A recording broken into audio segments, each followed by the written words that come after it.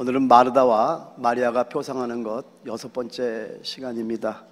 우리 함께 나눌 말씀 누가복음 10장 38절에서 42절 말씀입니다. 제가 여러분에게 봉독해 드립니다. 그들이 길 갈 때 예수께서 한 마을에 들어가심에 마르다라 이름하는 한 여자가 자기 집으로 영접하더라. 그에게 마리아라 하는 동생이 있어 주의 발치에 앉아 그의 말씀을 듣더니 마르다는 준비하는 일이 많아 마음이 분주한지라 예수께 나아가 이르되 주여 내 동생이 나 혼자 일하게 두는 것을 생각하지 아니하시나이까 그를 명하사 나를 도와주라 하소서. 주께서 대답하여 이르시되 마르다야 마르다야 내가 많은 일로 염려하고 근심하나 몇 가지만 하든지 혹은 한 가지만이라도 족하니라. 마리아는 이 좋은 편을 택하였으니 빼앗기지 아니하리라 하시니라. 아멘. 여러분에게 질문합니다. 제가 이 마르다와 마리아가 표상하는 것이라는 제목으로 제일 첫 번째 했던 말씀이 뭔지 혹시 기억나시는 분 있습니까? 제가 이 설교를 할 때 제일 먼저 했던 것이 있거든요. 근데 여러분, 이 설교를 진행하면서 처음에 제가 던졌던 것은 굉장히 중요했던 거예요.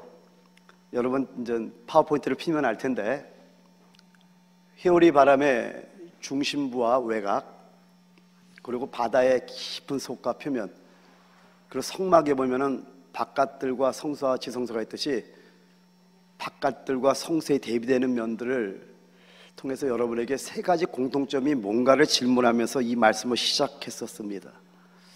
여러분, 우리 그리스도인의 생활은 성막의 상황과 같다는 걸 여러분 잊어서는 안 됩니다. 고린도서 3장 16절 다 같이 한번 읽어볼까? 시작. 너희는 하나님의 성전인 것과 하나님의 성령이 너희 안에 거하는 것을 알지 못하느냐. 그럼 여러분, 제가 지난번에 여러분에게 이거를 좀 여러분에게 강하게 말씀을 하면서 너희가 하나님의 성전이라는 것을 알죠. 모르는 성도는 없죠. 근데 사실은 이거를 너무나 교리적으로 관념적으로 알고 있지 않는가라는 걸 여러분에게 도전 한번 드렸습니다. 여러분, 구약의 성막을 보면은요, 성막의 그림이 저렇게 되어 있습니다. 동쪽에는 유다, 이사갈, 스불론 지파가 진을 치고, 남쪽에는 누구죠?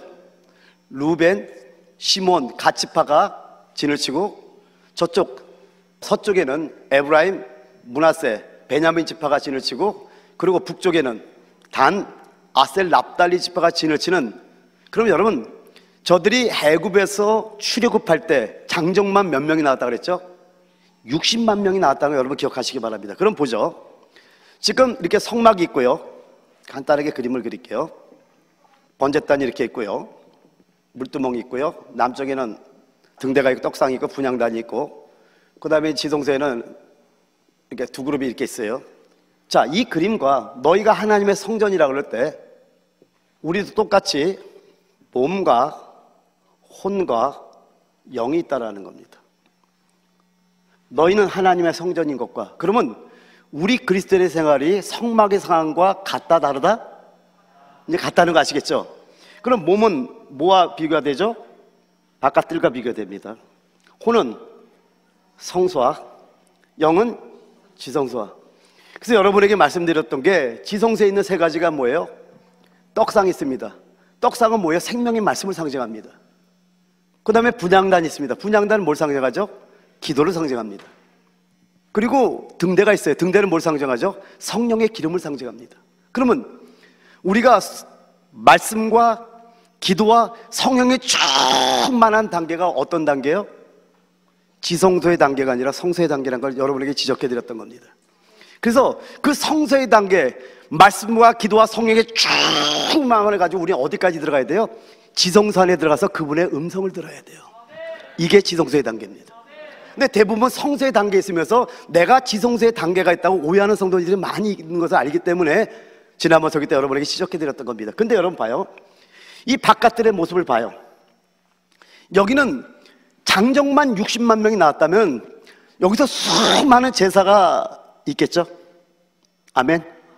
자, 그렇다면 뭐예요? 우리 몸은 이렇게 바깥들처럼 엄청나게 바쁘게 생활해야 된다는 거예요. 여러분, 우리 그리스도인의 몸은 쉬어서는 안 됩니다. 그러나 우리 가장 기쁜 곳의 영은 이 지성소에 있는 이 휘장은 전혀 열렸다 닫혔다 하질 않는다니까요. 바깥들의 이 휘장은요, 열렸다 닫혔다 열렸다 닫혔다 수많은 사람이 왔다 갔다 하니까 정신이 없습니다. 그러나 지성소는 조용합니다. 평안합니다. 그리고 지성소의 휘장은 전혀 열리지를 않고 있다는 겁니다. 이게 우리 그리스도인의 생활이 되는 거예요. 우리 그리스도의 생활은 성막의 상황과 같다는 걸 여러분 잊지 마시기 바랍니다.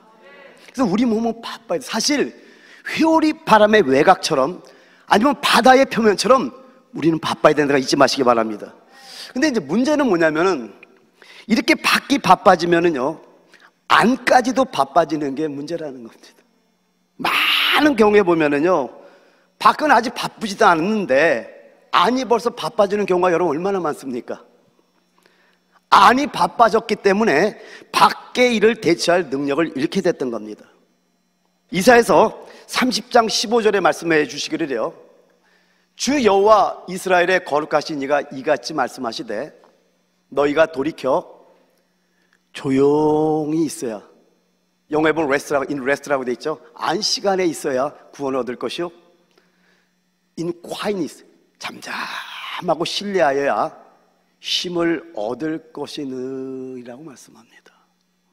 여러분, 한마디로 무슨 뜻이냐면은 안시간에 있어야 하나님 앞에서 힘을 얻는다는 말입니다. 안식을 누리지어다. 그 때문에 여러분이 이제 쉽게 자극을 받는다든가 근심으로 마음이 번거로워지는 것을 여러분 조심해야 됩니다. 이렇게 되면은요, 하나님 앞에서 능력을 얻을 수 없게 되는 겁니다. 여러분, 우리 그리스도인의 능력은요, 우리의 마음과 영을 평안히 안식하는 가운데 둘 수 있어야 돼요. 이게 능력입니다. 여러분, 회오리 바람, 중심이 얼마나 평온합니까? 그죠? 밖에는 엄청난 바람이 불지만 중심이 평안한데, 이와 마찬가지로 밖의 일이 여러분이 많아질 때 그 생각이 어지러워지고 안정을 잃어서는 안 된다는 겁니다. 저는 이렇게 생각해 봤어요. 이 회오리 바람 묵상하다가 어떤 생각이 들었냐면, 여러분 회오리 바람의 중심을 보면 아주 평안하고 잠잠하잖아요. 이와 마찬가지로 우리 영 안에서 잠잠하고 평안함을 유지할 때 우리 사역의 힘은 회오리 바람처럼 강하게 일어나고 역사할 거란 그런 생각이 거꾸로 들기 시작하는 거예요. 여러분도 이렇게 생각하지 않나요? 여러분 잘 묵상을 해보셔야 돼요. 우리 안에 영혼이 정말 주님과 교통하면서 평안합니다. 안식을 누립니다. 그럼 우리 밖의 사역이 면 어떨까요? 근데 영혼이 평안하지 않고 서로 한담하고 비평하고 시기하고 이러면은 밖에 여러분 일이 있을 수 있을까요? 여러분 밖에 일은 바빠야 된다니까요. 그런데 언제 이것이 바쁘면서 하나님이 활력 있는 일이 되냐면은 회오리 바람처럼 이 안은 평안한 거예요. 왜요? 주의 음성을 듣고 있잖아요. 여러분 이걸 잊지 말아야 될 것은 일이 바쁘지 않기를 바랄 수는 없어요. 여러분 게을러서는 안 됩니다. 지난번에 잠언서의 말씀을 제가 여러분에게 알려드렸는데 다른 두 구절 한번 말씀드려 볼게요. 잠언서 18장 9절에는 이렇게 말씀합니다.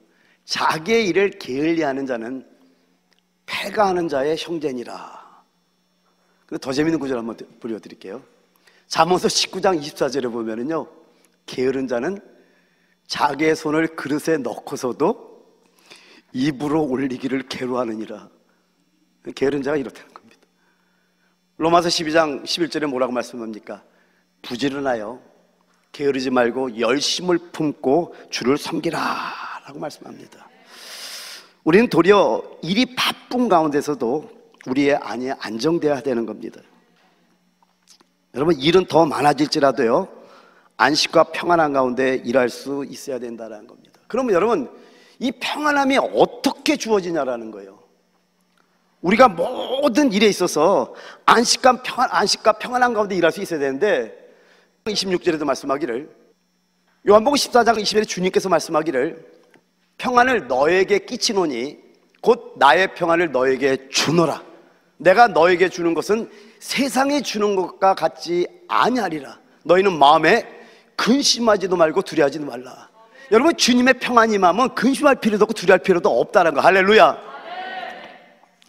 그래서 우리가 얻어야하는 평안은 영안의 평안이라는 겁니다. 이 평안은 누가 준다고요? 바로 주님이 주시는 평안이라는 거예요. 여러분 로마서 8장 6절에 뭐라고 말씀하죠? 영의 생각은 생명과 평안이라고 말씀합니다. 여러분 우리 생각을 영에 두면은요 반드시 우리의 영은 평안한 가운데 수많은 일을 할 수 있다는 걸 잊지 마시기 바랍니다. 그래서 영 안에 거함으로 주님이 주시는 평안을 누리면은요 반드시 여러분 승리하게 되어 있습니다. 절대로 시빠지 않는다는 거 믿으시기 바랍니다. 그 때문에 여러분 환경이 어떠하든지 여러분은 주님 앞에 살아야 하고 마치 일이 없는 것 같아야 한다는 거 잊지 마시기 바랍니다. 그래서 여러분은요 여러분 안에 거하시는 주님으로 하여금 안식의 생활을 보시게 해야 되는 겁니다. 여러분 그런데 밖에 보이는 생활만 하면은요 마음이 분주할 수밖에 없게 되는 겁니다.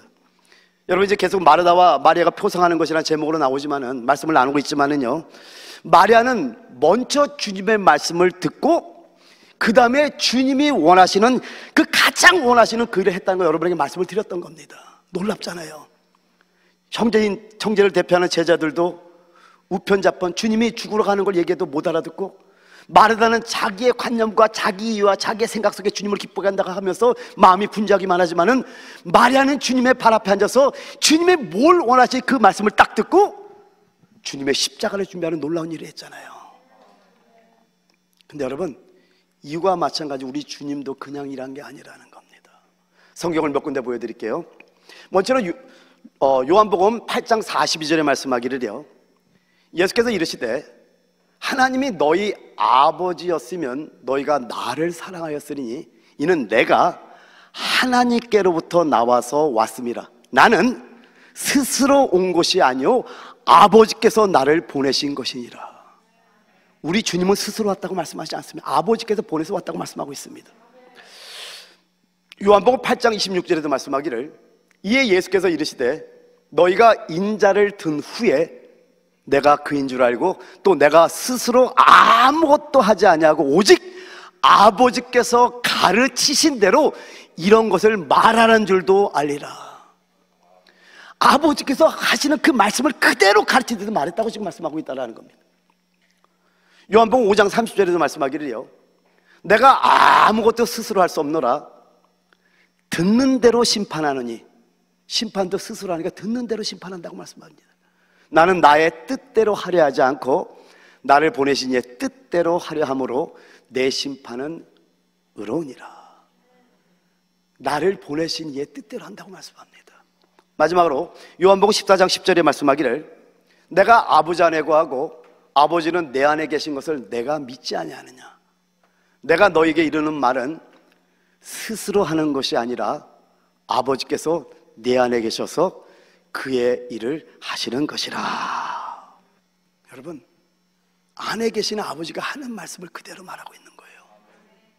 여러분이 계속 반복해서 말씀한 거 여러분 기억할 줄 압니다. 예수는 이 땅에 하나님의 아들로 온 것이 아니라 인자 사람으로 오셨다는 거 여러분 잊어서는 안 됩니다.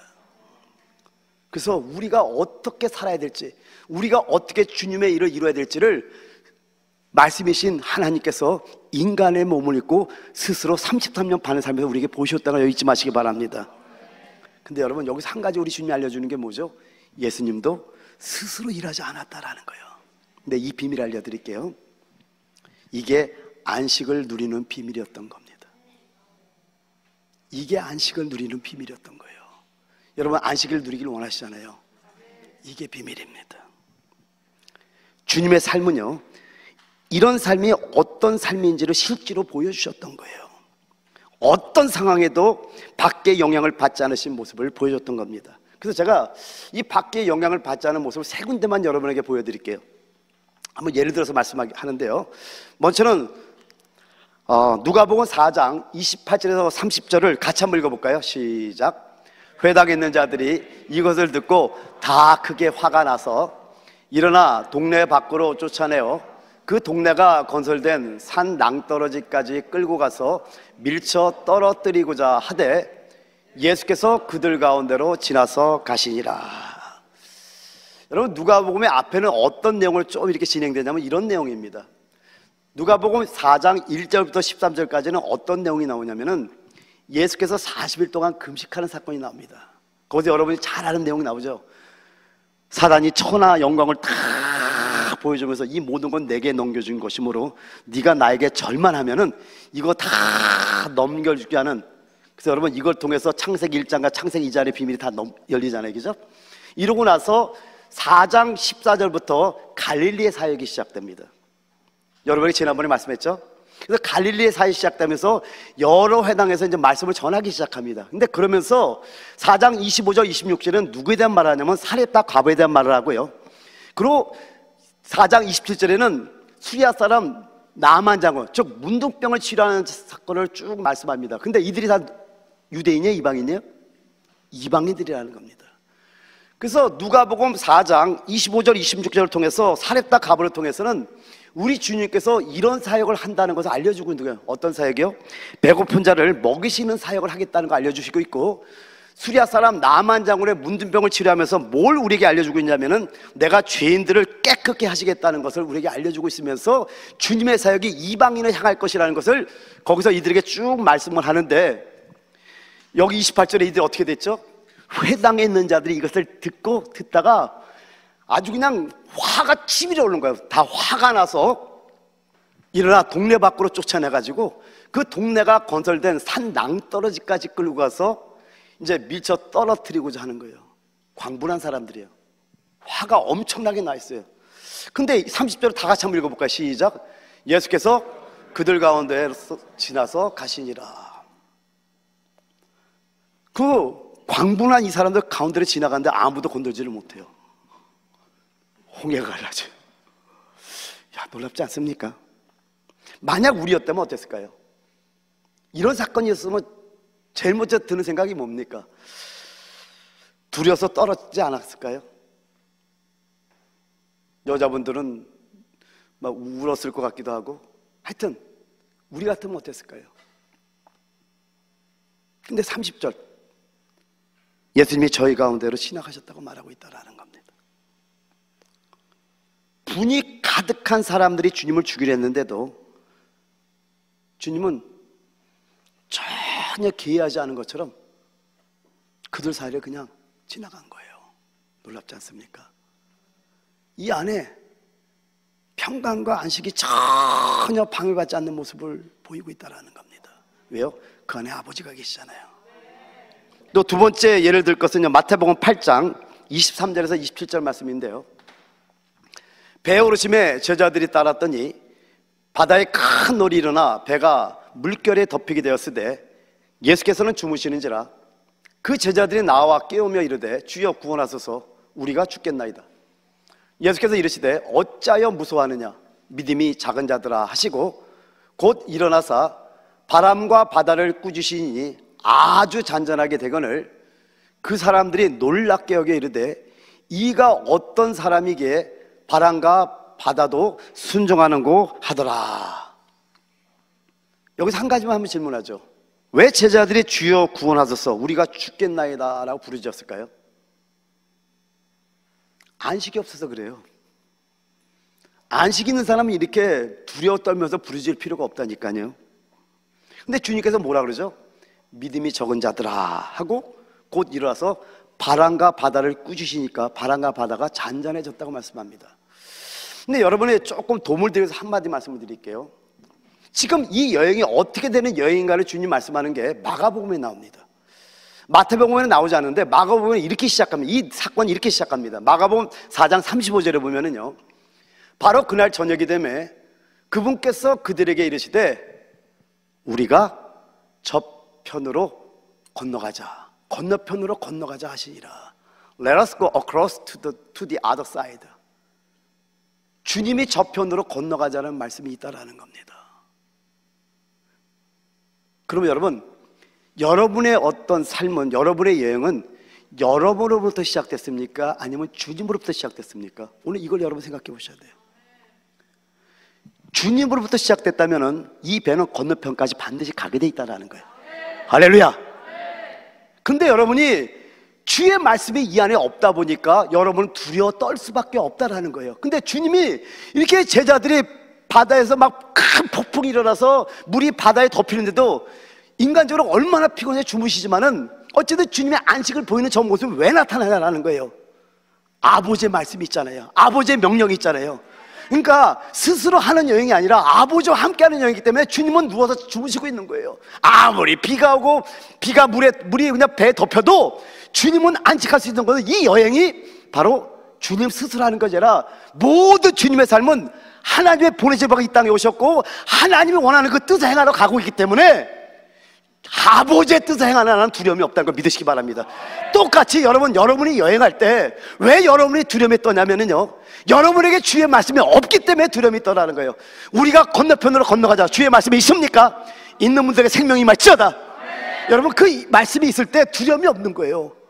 근데 왜 우리가 잠깐만 두려워 떠냐? 말씀이 없기 때문에 그래요. 그래서 여러분, 요한복음을 얘기를 했잖아요. 수가성 여인이 예배하는 자는 영 안에서 진리 안에 예배할지니라, 신령과 진정으로 예배할지니라. 주님을 지성소 깊은 곳에서 만났잖아요. 그랬더니 물동이를 버려 던졌어요. 뭐예요? 목마름이 해결됐다는 거. 어디로 뛰어가요? 수가성으로 뛰어들어가서 내가 만난 예수를, 내가 만난 그리스도를, 내가 만난 예수를 보라고 하잖아요. 무슨 일이에요? 바깥들의 봉사는 예배 성공, 주님을 만남으로 시작돼야 되는 거예요. 근데 여러분, 저편으로 건너가자는 주의 말씀을 없이 여기서 여러분이 그냥 하다 보니까 항상 두려움에 떠는 거예요. 남들이 볼 때는 수많은 일을 하는 것처럼 보이겠죠. 남들이 볼 때는 그렇다는 일을 하는 거겠죠. 근데 다른 불을 드린다면 어떡하겠습니까? 레위기 10장 말씀 나답과 아비후처럼 남들이 볼 때는 불을 드리고 너무나 놀라운 그 레인의 봉사를 하지만은, 제사장의 봉사를 하지만은 그게 다른 불이라면요, 하나님은 불이 나와서 그들을 갖다 삼켜버린다는 겁니다. 근데 신기하죠?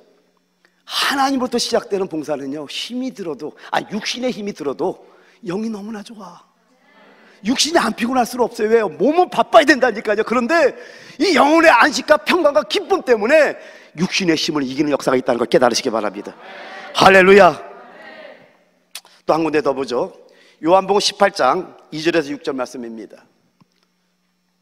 자, 요한복음 18장 2절에서 6절 한번 있습니다. 그것은 가끔 예수께서 제자들과 모이시는 곳이므로 예수를 파는 유다도 그것을 알더라.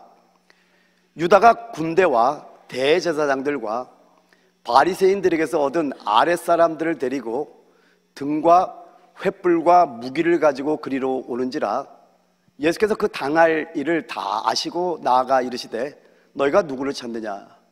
대답하되 나사렛 예수라 하거늘 이르시되 내가 그니라 하니라. 그를 파는 유다도 그들과 함께 섰더라. 다 같이요. 예수께서 그들에게 내가 그니라 하실 때 그들이 물러가서 땅에 엎드러 지르지라. 여러분, 지금 살기 등등한 폭도들이 무기를 가지고 주 예수님을 잡으러 왔습니다. 가룟 유다가 은 30에 예수를 팔아먹었잖아요.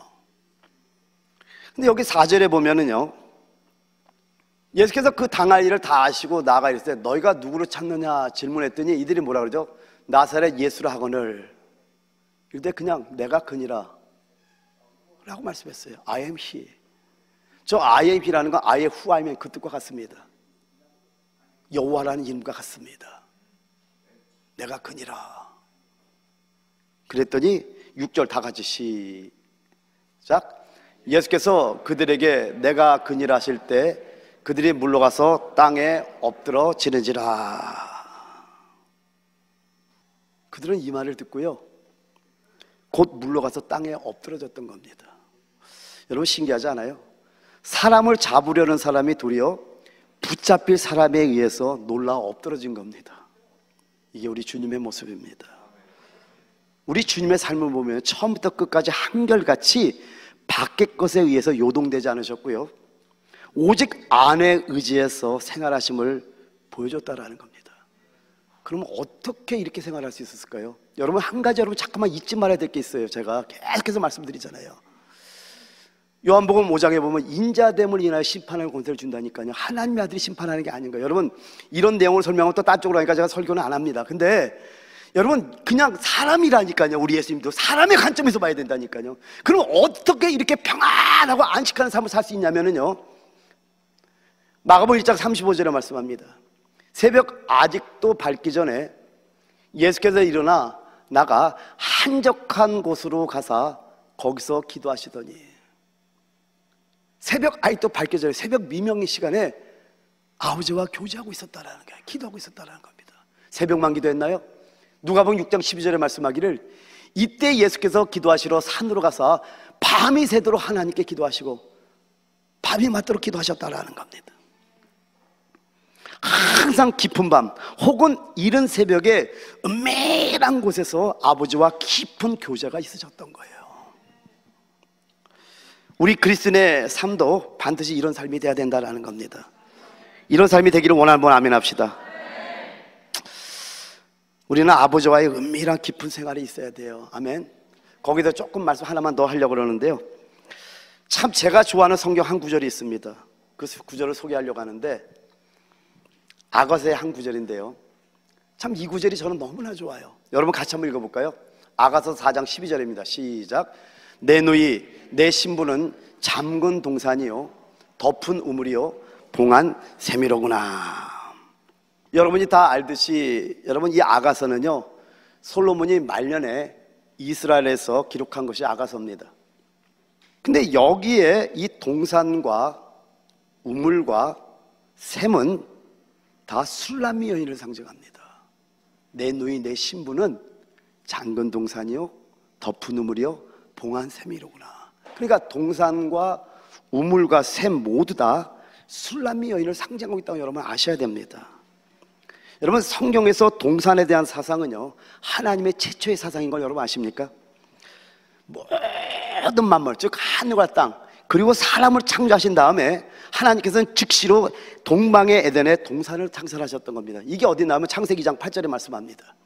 여호와 하나님이 동방의 에덴에 동산을 창설하시고 그 지으신 사람을 거기 두시니라 이렇게 말씀합니다. 그리고 여기에 우물이나 샘을 보면은요 여러분 이 우물이나 샘에 대해서는 어디서 우리가 알 수 있냐면 잠언서를 보게 되면은요 아내를 지칭하는 상징적 표현으로 나옵니다. 우리 잠언서 5장 15절에서 18절을 보게 되면은 너는 내 우물에서 물을 마시며 내 샘에서 흐르는 물을 마시라. 어찌하여 내 샘물을 집 밖으로 넘치게 하며 내 도랑물을 거리로 흘러가게 하겠느냐. 그 물이 내게만 있게 하고 타인과 더불어 그것을 나누지 말라.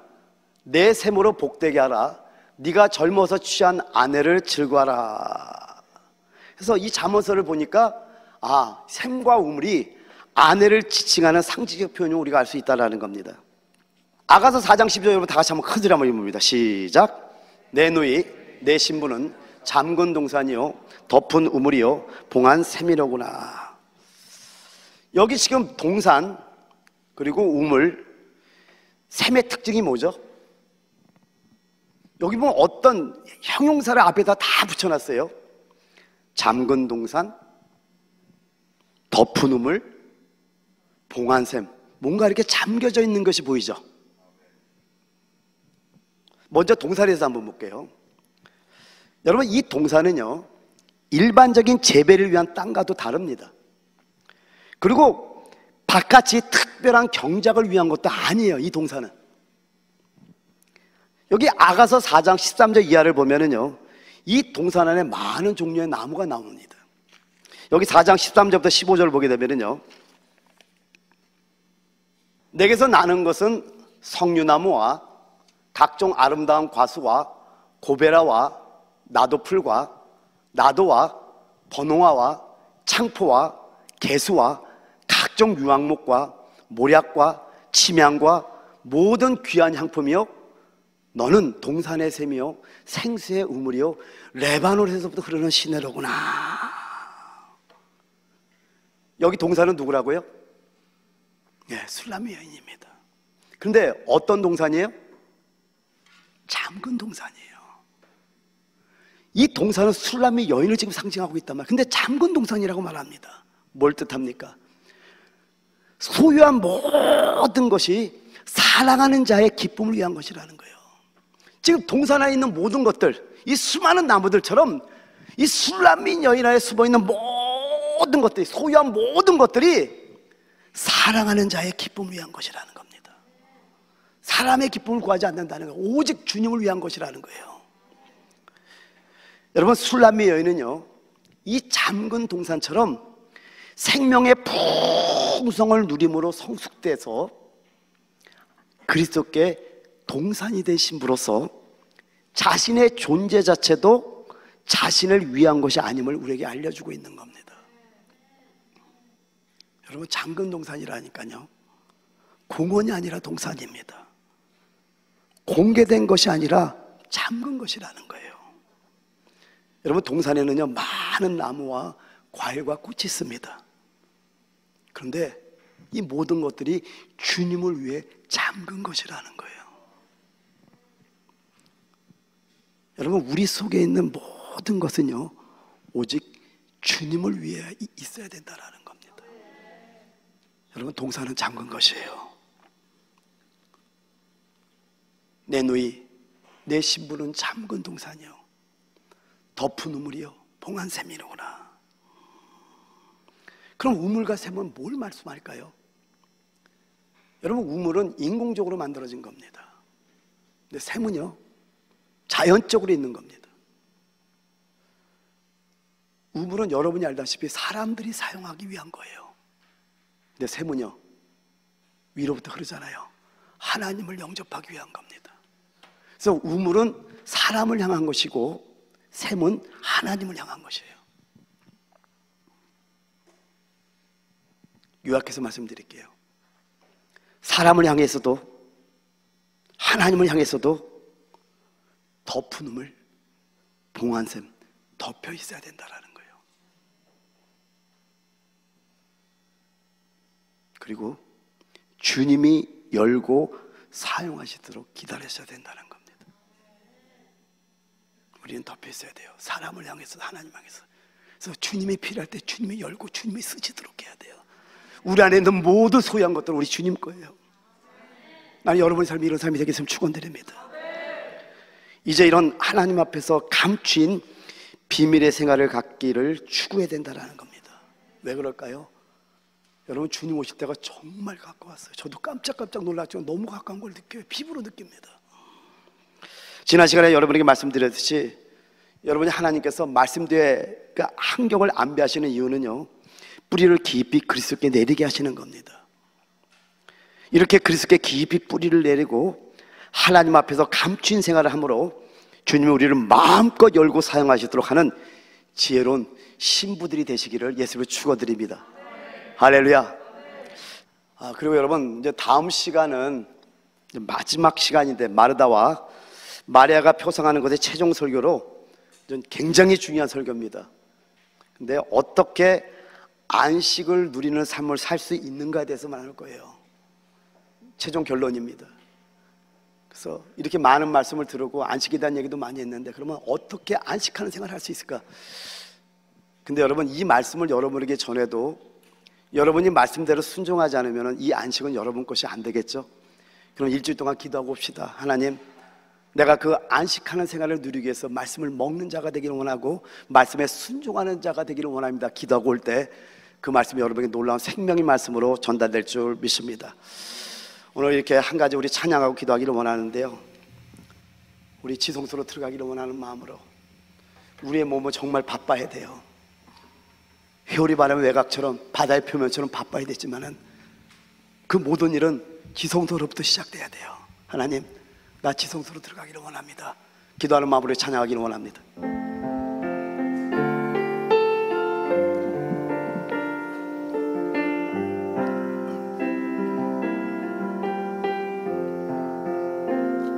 지극히 높은 주님의 지극히 높은 주님의 나 지성소로 들어갑니다. 세상의 신을 벗고서 주 보좌 앞에 엎드리리. 내 주를 향한 사랑과 그 신뢰가 사그러져 갈 때 하늘로부터 이곳에 생명으로 덮일지어다. 주님의 생명으로 덮일지어다. 아멘, 아멘, 아멘. 이곳을 덮으소서. 이곳을 덮으소서. 이곳을 비추소서. 내 안에 무너졌던 모든 소망 다 회복하리니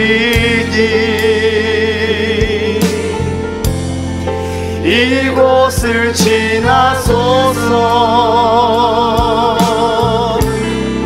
이곳을 만지소서. 내 안에 죽어가는 모든 예배 다 살아나리라. 지극히 높은 주님의 지극히 높은 주님의 나 지성소로 들어갑니다. 세상의 신을 벗고서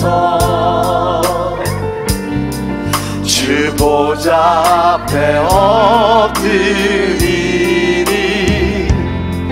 내 주를 향한 사랑과 그 신뢰가 사그러져 갈 때 하늘로부터 이곳에 장막이 덮이네. 이곳을 덮으소서. 이곳을 비추소서. 내 안에 무너졌던 모든 소망 다 회복하리니 이곳을 지나소서. 이곳을 만지소서.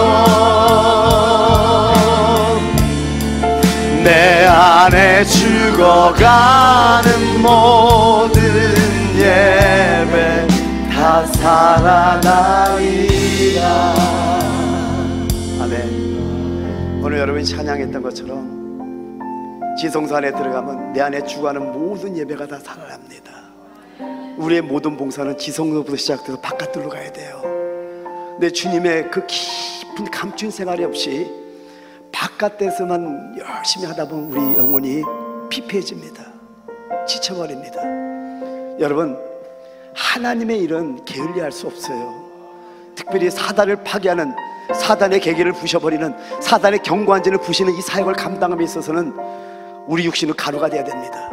근데 여러분, 그렇게 된다 할지라도 우리가 지성소 가장 깊은 곳에서 이 아가서에 나온 술람의 여인처럼 잠근 동산이요, 덮은 우물이요, 봉안샘처럼 오직 주님께서 쓰시고 싶을 때, 그것이 사람을 향해서든 하나님 향해서든 주님이 열곳을 짓때 주여, 항상 지성소 안에 있기 때문에 주의 음성을 들을 수가 있는 거예요. 주님 쓰시기를 원해요? 달려나가는 거예요. 그런 자에게는 안식이 있습니다. 그런 자에게는 평안이 있어요. 어떤 두려움도 없고 어떤 근심도 없고 모든 것이 사라지는 역사가 있는 거예요. 이 시간 기도할 때 하나님, 이런 지성소 안에 들어가기를 원하오니 하나님 나를 좀 맞아주세요. 내가 아직 부족하고 연약하지만은 주님, 나도 또한 지성소에 들어 주의 음성을 듣기를 원하오니 함께 해달라고 우리 합심해서 기도하기를 원합니다. 기도하겠습니다.